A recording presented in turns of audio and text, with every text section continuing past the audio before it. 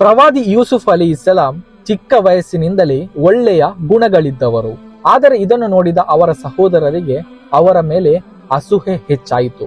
ಒಂದು ದಿನ ಯೂಸುಫ್ ಅಲಿ ಇಸ್ಲಾಂ ಅವರನ್ನು ಅವರ ಸಹೋದರರು ಬಾವಿಗೆ ತಳ್ಳಿ ಹಾಕಿದ್ರು. ಅಲ್ಲಿ ಒಬ್ಬಂಟಿಯಾಗಿ ಕತ್ತಲೆಯಲ್ಲಿ ಯಾರು ಕೂಡ ಇಲ್ಲ, ಯಾರ ಸಹಾಯವೂ ಕೂಡ ಇಲ್ಲ. ಆದರೂ ಅವರು ನಂಬಿಕೆಯನ್ನು ಕಳೆದುಕೊಳ್ಳಲಿಲ್ಲ. ಅದಾದ ನಂತರ ಯೂಸುಫ್ ಅಲಿ ಇಸ್ಲಾಂ ಅವರನ್ನು ಗುಲಾಮನಾಗಿ ಮಾರಿಬಿಟ್ಟರು. ತಪ್ಪಾಗಿ ಆರೋಪ ಮಾಡಿ ಜೈಲಿಗೆ ಹಾಕಿದ್ರು. ಜೀವನದಲ್ಲಿ ಒಂದರ ಮೇಲೆ ಒಂದು ಕಷ್ಟಗಳು ಬಂದವು. ಆದರೂ ಯೂಸುಫ್ ಅಲಿ ಇಸ್ಲಾಂ ಸದಾ ಅಲ್ಲಾಹನ ಮೇಲೆ ಭರವಸೆ ಇಟ್ರು. ಕೊನೆಗೆ ಅದೇ ಯೂಸುಫ್ ಅಲಿ ಇಸ್ಲಾಂ ಮಿಸ್ರಿನ ರಾಜರಾಗ್ತಾರೆ ಮತ್ತು ಅವರನ್ನು ದ್ರೋಹ ಮಾಡಿದವರೇ ಅವರ ಮುಂದೆ ಬಂದ್ರು. ಆಗ ಯೂಸುಫ್ ನಬಿಯವರಿಗೆ ಆ ಕ್ಷಣದಲ್ಲಿ ಪ್ರತಿಕಾರವನ್ನು ಮಾಡಬಹುದಿತ್ತು.